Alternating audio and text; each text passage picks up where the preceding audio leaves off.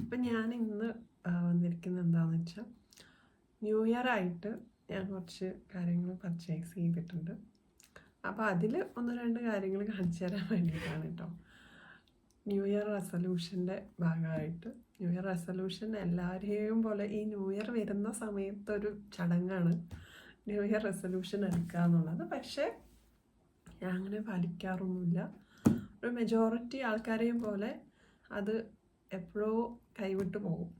എപ്പോഴോന്നല്ല, അടുത്ത ദിവസങ്ങളിൽ തന്നെ കൈവിട്ടു പോകും.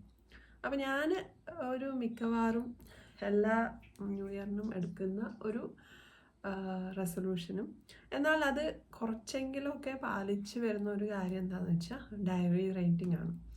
അപ്പം ഞാൻ എന്നും എല്ലാ വർഷവും വാങ്ങിക്കുന്നൊരു ഡയറി എന്ന് പറയുന്നത് ഈ ഒരു ടൈപ്പ് ഡയറിയാണ്. അത്യാവശ്യം ഇവിടെ ഒരു കീ ഒക്കെ ഉണ്ട്. പക്ഷേ ആ കീ ഒക്കെ ഇപ്പോൾ മിസ്പ്ലേസ് ആയിപ്പോയി. ഇപ്പോൾ ഞാൻ ക്ലോസ് ചെയ്തിട്ടില്ല. അപ്പോൾ അതുകൊണ്ട് നമുക്കിങ്ങനെ തുറക്കാം. അപ്പം ഞാൻ വേണ്ടില്ല ഇങ്ങനെ അന്നുള്ള കാര്യങ്ങളൊക്കെ എഴുതി വയ്ക്കാറുണ്ട്. പക്ഷേ ഇത് കംപ്ലീറ്റ് ചെയ്യാൻ കുറവാണ് കേട്ടോ. കണ്ടില്ലേ, ഇത് കുറേ ഈ പേജുകളൊക്കെ കുറേ കണ്ടില്ല വേസ്റ്റായി പോയത്.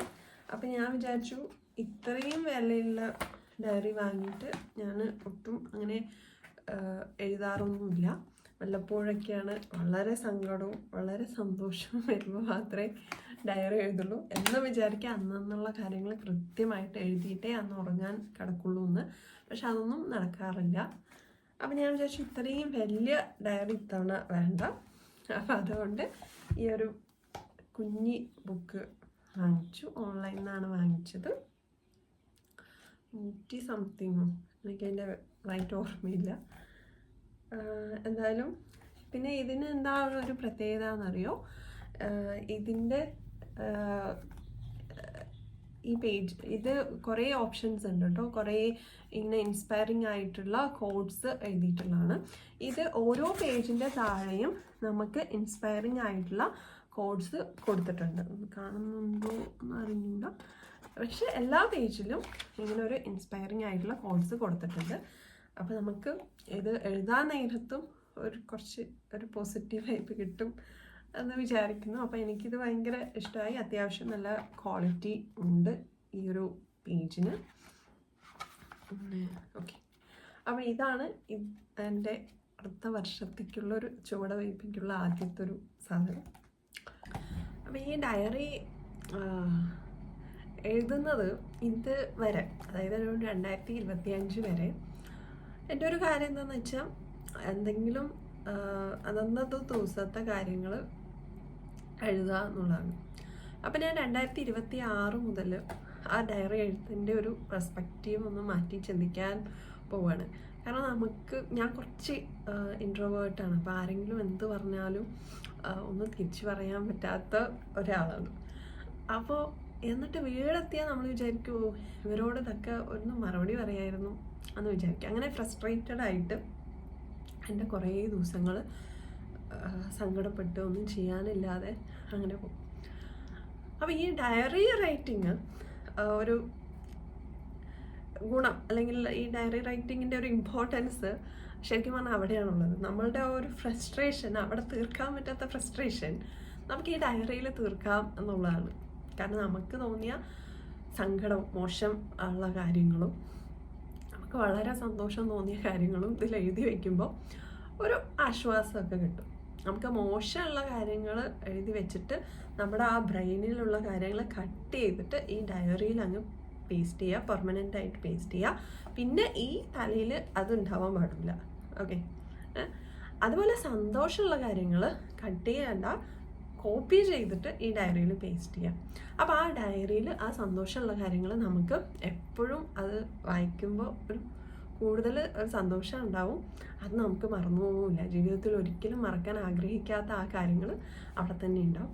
നേരെ മറിച്ച് നമുക്ക് ഇഷ്ടമില്ലാത്ത കാര്യങ്ങൾ ഈ ഡയറിയിൽ എഴുതി കഴിഞ്ഞ് കഴിഞ്ഞാൽ പിന്നെ ആ ഒരു പേജ് ഒരിക്കലും ഓപ്പൺ ചെയ്യരുത്. അതിങ്ങോട്ട് കയറ്റവും വരുത്, ഇത് ഓപ്പണും ചെയ്യരുത്. അതാണ് എൻ്റെ ഒരു കൺസെപ്റ്റ്. അപ്പോൾ അതുകൊണ്ട് മാത്രമാണ് ഈ ഡയറി റൈറ്റ് ചെയ്യുന്നത്. കാരണം നമുക്ക് ഒരാളോട് ദേഷ്യമോ അല്ലെങ്കിൽ ഒരു ഇൻസിഡൻറ്റ് കൊണ്ട് നമുക്കൊരു ഫ്രസ്ട്രേറ്റഡ് ആവുക ചെയ്ത് കഴിഞ്ഞ് കഴിഞ്ഞാൽ നമുക്ക് മുന്നോട്ട് പോവുക എന്നുള്ളത് വളരെ കഷ്ടമായിരിക്കും. നമുക്കത് ഓർത്ത് നമ്മളുടെ സമയവും നമ്മുടെ ആരോഗ്യവും നമ്മുടെ മനസ്സമാധാനവും നമ്മൾ കളയുകയാണ്. അപ്പോൾ അതിന് ഒരു നല്ലൊരു ടെക്നിക്കായിട്ടാണ് ഈ ഡയറി റൈറ്റിങ് ഞാൻ കാണുന്നത്. പിന്നെ അതിന് ശേഷം വാങ്ങിയ ഒരു കാര്യമാണ്, എനിക്ക് ഇതുവരെ റെസൊല്യൂഷൻ എടുത്തിട്ട് ഞാൻ കംപ്ലീറ്റ് ചെയ്യുന്ന അല്ലെങ്കിൽ എനിക്ക് ഇത് ഞാൻ കംപ്ലീറ്റ് ചെയ്തു എന്ന് സാറ്റിസ്ഫാക്ഷൻ കിട്ടിയിട്ടുള്ള ഒരു കാര്യം എന്താണെന്ന് വെച്ചാൽ, അന്നന്ന് ചിലവായ പൈസ അതെവിടെയൊക്കെ ചിലവായി, എത്ര ചിലവായി എന്നുള്ളത് ഞാൻ എപ്പോഴും എഴുതി വയ്ക്കാറുണ്ട്. അത് ഓരോ മാസം ആകുമ്പോൾ അത് കൂട്ടി നോക്കും, എത്രയാണ് വരവ് എത്രയാണ് ചിലവ് എന്നുള്ളത്. അപ്പം ഇത് എഴുതി വയ്ക്കുമ്പോൾ നമ്മൾ ഓരോ പ്രാവശ്യം ഇങ്ങനെ ഓരോ മാസം ഇങ്ങനെ എഴുതി വയ്ക്കുമ്പോൾ അടുത്ത മാസം ഇതിനേക്കാട്ടിലും കുറവ് വേണം എന്ന് ആഗ്രഹിച്ചിട്ടാണ് എഴുതുന്നത്. പക്ഷെ അങ്ങനെ കുറയൊന്നുമില്ല, ചിലവ് കൂടുകയല്ലാതെ കുറവൊന്നും ഇങ്ങനെ വരാറില്ല.